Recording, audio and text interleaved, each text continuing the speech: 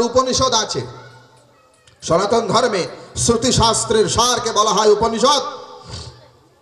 108খানা উপনিষদ আছে মুক্তিক উপনিষদ অনুসারে। এর বাইরেও উপনিষদ আছে, কিন্তু মুক্তিক উপনিষদ অনুসারে 108টি প্রধান। এই 108টি উপনিষদের মধ্যে একটি উপনিষদ আছে যার নাম গর্ভ উপনিষদ। নাম শুনেই বোঝা যাচ্ছে এই গর্ভের ভিতরে কি কি হয়, গর্ভের ভিতরে ভগবানের সঙ্গে আমাদের কি কি কথা হয়, কোন মাসে রক্ত, কোন মাসে অস্থি মজ্জা, এসব কিছু বর্ণনা করা আছে ওখানে।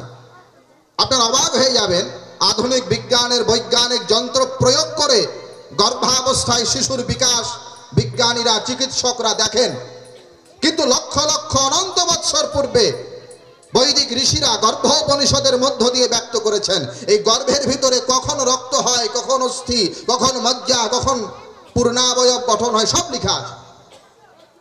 এই গর্ভ উপনিষদের ভিতরে 9 নম্বর মন্ত্রে মানুষ আর ভগবানের কথোপকথন বলা হয়েছে। অর্থাৎ গর্ভের ভিতরে এক সময় আমরা ভগবানের সঙ্গে কথা বলি, সবাই বলেছে, আমিও বলেছি, আপনারাও বলেছেন। কি সেই কথা? আমরা ভগবানকে বলছি পূর্বযোনি সহস্রাণি দৃষ্টবা চৈব ততো ময়া আহারা বিবিধা ভুক্ত্বা পিত্বা নানাবিধস্তনা জাতশ্চৈব মৃতশ্চৈব জন্ম চৈব পুনঃ পুনঃ জন্ময়া পরিজনস্যার্থে কৃতং কর্ম শুভাশুভম একাকিতেন দধ্যেয়হম গতাস্তে ফলভোগিনা यदि योन्या प्रमुञ्चामि ध्याये ब्रह्म सनातनम। গর্ভের ভিতরে আমরা ভগবানকে বলছি, ভগবান পূর্বযোনি সহস্রাণি দৃষ্টবা চৈব ততো ময়া। গর্ভের ভিতরে আমাদের পূর্ব সকল জনির কথা ভগবান স্মরণ করিয়ে দেন। আমরা ভগবানকে বলছি, ভগবান আমি সব দেখতে পাচ্ছি, পূর্বে যতবার জন্ম নিয়েছিলাম সব জন্মের কথা দেখতে পাচ্ছি। আহারা বিবিধা ভুক্ত্বা, যখন যে শরীর পেয়েছি সেই শরীরের আহার গ্রহণ করেছি। পিত্বা নানাবিধস্তনা, যখন যে মায়ের গর্ভে জন্ম নিয়েছি সেই মাতৃস্তন পান করেছি। যখন কুকুরের গর্ভে তখন কুকুরের দুগ্ধ, যখন শুকরি গর্ভে শুকরি দুগ্ধ আমরা পান করেছি। জাতশ্চৈব মৃতশ্চৈব জন্ম চৈব পুনঃ পুনঃ, বারবার জন্মেছি, বারবার মরেছি, আবার জন্মেছি, আবার মরেছি। জন্ময়া পরিজনস্যার্থে কৃতং কর্ম শুভাশুভম, ওই বউয়ের জন্য, ছেলের জন্য, ভাইয়ের জন্য, বন্ধুর জন্য, আত্মীয় স্বজনের জন্য কখনো পুণ্য করেছি, কখনো পাপ করেছি। একাকিতেন দধ্যেয়হম গতাস্তে ফলভোগিনা, আর ওই কর্মের ফল যখন ভোগ করতে হলো একাই ভোগ করেছি ভগবান, আমার বউ করেনি, আমার ছেলে করেনি। তাই যদি জন্না প্রমুঞ্চামি ধ্যায়ে ব্রহ্ম সনাতনম, ভগবান এবার যদি আমার এই জনিদার থেকে নিষ্কৃতি হয় আর ভুল করব না, তোমার ধ্যান করব, তোমার পূজন করব, তোমার সাধন করব, এগুলো আমরা বলেছি। গর্ভে ছিলাম, যোগে ছিলাম, ভূমে করে খেলাম মাটি, ধাত্রীতে কেটেছে নারী, মায়ার বেরি কিসে কাটি।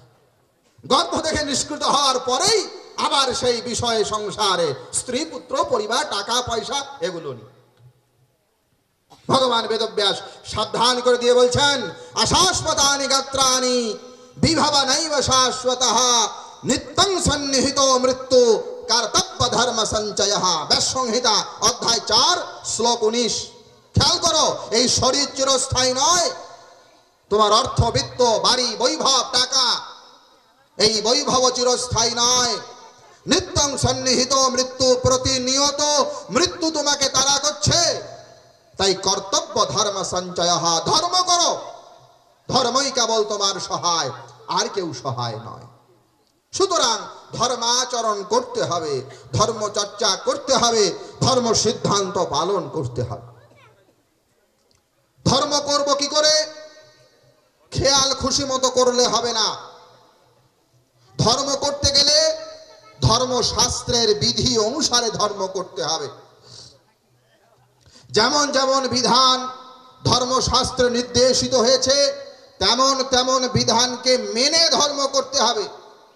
কারণ ধর্ম কোনো ইচ্ছা মতো খামখেয়ালি চলন নয়। আমার মন যা চায় তাই করলাম, তার নাম ধর্ম নয়। আমার মনে যেমন ইচ্ছা তেমন ভাবে ভজন করলাম, এর নাম ধর্ম নয়। ভগবান শ্রীকৃষ্ণ শ্রীমদ্ ভগবত গীতায় পরিষ্কার ভাষায় বলেছেন, ধর্ম নিয়ে আমাদের সমাজে বহুত গন্ডগোল চলে। আমরা যারা আর্য হিন্দু সনাতন বৈদিক ধর্মাবলম্বী, বর্তমানে এই কলিযুগে এমন অবস্থা দাঁড়িয়েছে, ধর্ম নিয়ে বিশৃঙ্খলার অন্ত নেই।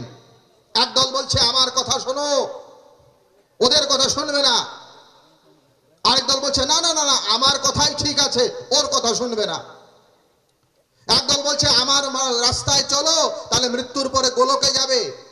আরেক দল বলছে খবরদার, ওর কাছে যাবে না, ওর পথে চললে মরার পর নরক যাবে। এদিকে টানছে, ও ওদিকে টানছে, ওই দল ওই দিকে টানছে। আর মাঝখানে আমরা যারা সাধারণ হিন্দু জনগোষ্ঠী, আমরা কনফিউশনে পড়ে যাই, কোনটা ধর্ম, কার কথা শুনবো, কার কথা মানবো, কোনটা ধর্ম কোনটা অধর্ম আমরা বুঝতেই পারি না। এই কলিযুগে এসে এর থেকে রেহাই পাওয়ার উপায় কি, এর সমাধান কি? সমাধান স্বয়ং ভগবান অনাদির আদি গোবিন্দ, সর্বরস সর্বগন্ধ সর্বকারণের কারণ সেই পরম পুরুষ শ্রীকৃষ্ণ, তিনি দিয়ে গিয়েছেন। কি সমাধান? ভগবান তার শ্রীমুখে বলছেন, ইহা শাস্ত্র বিধি মুসৃজ্যা বর্ততে কামকারতঃ না সা সিদ্ধিমবাপ্নতি না সুখম না পরাম গতিম তস্মাৎ শাস্ত্রম প্রমাণম তে কার্যা ব্যবস্থিতৌ জ্ঞাত্বা শাস্ত্র বিধানোক্তম কর্ম কর্তুমিহার্হসি। শ্রীমদ্ ভগবদ গীতা অধ্যায় নাম্বার 16 শ্লোক নাম্বার 23। শ্রীমদ্ ভগবদ গীতা অধ্যায় নাম্বার 16 শ্লোক নাম্বার 24। কি বলছেন ভগবান? ভগবান বলেন শোনো, ইহা শাস্ত্র বিধি মুসৃজ্য বর্ততে কামকারতঃ। যে সমস্ত ব্যক্তিরা শাস্ত্রের বিধিকে লঙ্ঘন করে, শাস্ত্র বিধিকে না জেনে না মেনে নিজের খেয়াল খুশি মতো স্বেচ্ছাচারী হয়ে কর্তব্য কর্ম করে, কৃষ্ণ ভগবান বলছেন না সিদ্ধিমবাপ্নতি। ওই কর্মের দ্বারা, ওই ভজনের দ্বারা, ওই পূজনের দ্বারা, ওই সাধনের দ্বারা তার কখনো সিদ্ধি হয় না। না সুখম, ওই কর্মের দ্বারা তার ইহলোকের কোনো সুখ প্রাপ্তি হয় না। না পরাম গতিম, আর মৃত্যুর পরে ওই অশাস্ত্রীয় কর্মের দ্বারা তার কখনো উৎকৃষ্ট গতি হয় না। তাই কি করতে হবে? তস্মাৎ শাস্ত্রম প্রমাণম তে কার্যা ব্যবস্থিতৌ। তাই হে অর্জুন, ভগবান কৃষ্ণ বলছেন, অর্জুনকে উপলক্ষ করে সমস্ত বিশ্ববাসীকে বলছেন, তস্মাৎ শাস্ত্রম প্রমাণম তে কার্যা ব্যবস্থিতৌ। তাই তোমরা কি করবে, কি তোমাদের কার্য, তোমরা কি না করবে, কি তোমাদের অকার্য, কি তোমাদের কর্তব্য আর কি তোমাদের অকর্তব্য, কোনটি তোমাদের অনুসরণীয় আর কোনটি বর্জনীয়, তার একমাত্র প্রমাণ হচ্ছে শাস্ত্র। শাস্ত্রে যাহা বলা আছে তাহা নির্বিবাদে মেনে নেওয়ার নাম ধর্ম, আর শাস্ত্রকে লঙ্ঘন করে নিজের ইচ্ছা মতো কর্ম করার নাম অধর্ম। সুতরাং আমি কি বললাম সেটা মুখ্য কথা নয়, ভবানী বাবু কি বললেন মুখ্য কথা নয়, গোস্বামী কি বলছেন, বাবাজি কি বলছেন, মহারাজ কি বলছেন, চট্টোপাধ্যায় কি বলছেন, ভট্টাচার্য কি বলছেন, এগুলো মুখ্য কথা নয়। আরে আমরা তো দূরের কথা, কোন ঋষি মহর্ষিও যদি বেদের বিরোধী বক্তব্য রাখে, সাক্ষাৎ ভগবানও যদি বেদ বিরোধী মত প্রদান করেন, আর্য শাস্ত্রের বিধান অনুসারে কদাপি সেই বিধানকে মান্য করা যাবে না। এটা আমার মুখের কথা নয়। গৌতম বুদ্ধ বুদ্ধাবতার, আমাদের নবম অবতার বুদ্ধদেব সাক্ষাৎ বিষ্ণু অবতার, কিন্তু বেদ বিরোধী সিদ্ধান্ত প্রদান করেছেন। তাই বুদ্ধদেবকে নমস্কার, তার সিদ্ধান্তকে আমরা মানি না। বুদ্ধদেবকে নমস্কার করি, তার সিদ্ধান্তকে গ্রহণ করি না। কেন? বেদ বিরোধী বলে। খেয়াল করে দেখবেন, ভগবান কৃষ্ণ গীতায় এটা বলেননি যে আমি প্রমাণ, তিনি ধর্মের মূর্ত বিগ্রহ, কিন্তু তারপরেও তিনি বলছেন অর্জুন আমি নয়, তস্মাৎ শাস্ত্রম প্রমাণম তে। শাস্ত্রই প্রমাণ। শাস্ত্রে যাহা বলা আছে তাহাই পরিপালন করতে হবে। শাস্ত্রে যা নিষেধ করা আছে কখনোই তা মানা যাবে না। মনে রাখবেন, সনাতন ধর্ম তথাকথিত ডেমোক্রেসি দিয়ে চলে না।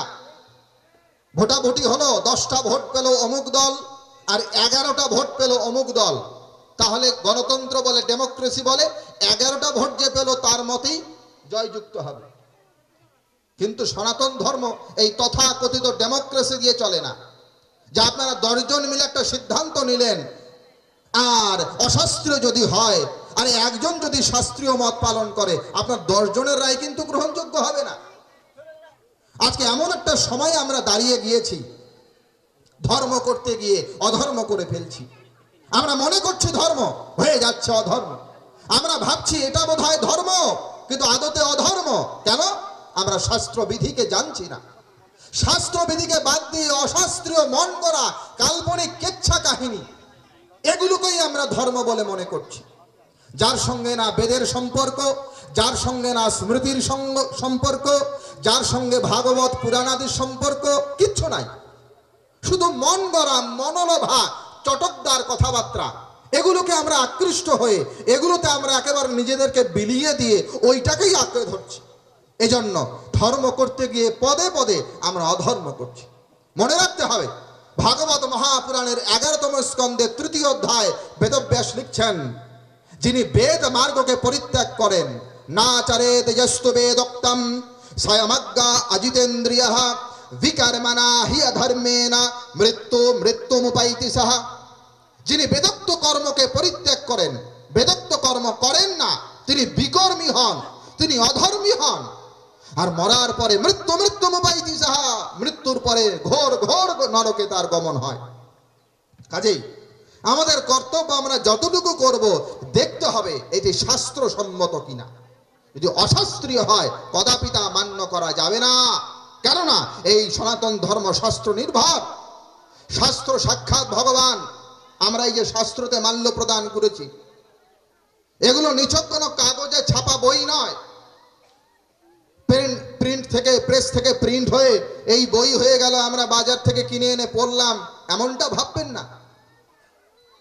শাস্ত্র সাক্ষাৎ ভগবানের শরীর। কোথায় লেখা আছে? বৃহন্নারদীয় পুরাণ। আজকে শাস্ত্রের কথা আমরা কেন বলছি?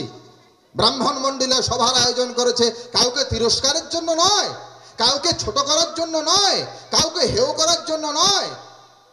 তারা আয়োজন করেছেন শাস্ত্র বাক্যকে আপনাদের সামনে উপস্থাপন করার জন্য। হ্যাঁ, মানা না মানা আপনাদের ব্যাপার। ব্রাহ্মণের বল হচ্ছে বিদ্যা, ভুজবল তো আমাদের নাই। আমরা জোর করে গলা চিপে ধরে বলতে পারি না। আমরা আপনাদের সামনে উত্থাপন করছি, এই লেখা আছে শাস্ত্রে। যদি শ্রেয় প্রাপ্তি করতে চান, যদি কল্যাণ প্রাপ্ত করতে চান, এগুলো মানবেন। কেন আমরা এগুলো বলছি? কারণ এই শাস্ত্র আর ভগবান অভেদ। বৃহন্নারদীয় পুরাণ বলছে, পুরাণ ন্যায় মীমাংসা ধর্মশাস্ত্রাঙ্গ মিশ্রিতঃ সাঙ্গবেদশ্চ সর্বস্য বিষ্ণুরূপম প্রকীর্তিতম। এই যে পুরাণ, ন্যায়, মীমাংসা, দর্শনাদি, বেদাঙ্গ আদি বেদ শাস্ত্র, এগুলো কি? বিষ্ণু রূপম প্রকীর্তিতম। এগুলো এক একটা ভগবানের রূপ। যেমন সত্য যুগের অবতার হয়েছে, ত্রেতা যুগে অবতার হয়েছে, দাপর যুগে অবতার, কলির অবতার। ভগবান যেমন মানুষ হয়ে অবতীর্ণ হন, তেমনি শাস্ত্র রূপেও ভগবানের অবতার। কোথায় লেখা আছে? শাণ্ডিল্য সংহিতা। শাণ্ডিল্য ঋষি বলছেন, অবতীর্ণ জগন্নাথ শাস্ত্র রূপেণ বৈ প্রভু। ওই দেখো, সাক্ষাৎ যিনি জগন্নাথ। অবতীর্ণ হি জগন্নাথ শাস্ত্র রূপেণ বৈ প্রভু। তিনি শাস্ত্র রূপে অবতীর্ণ হন। এই জন্য শাস্ত্রকে মানা মানে ভগবানকে মানা। শাস্ত্র আর ভগবান অভেদ।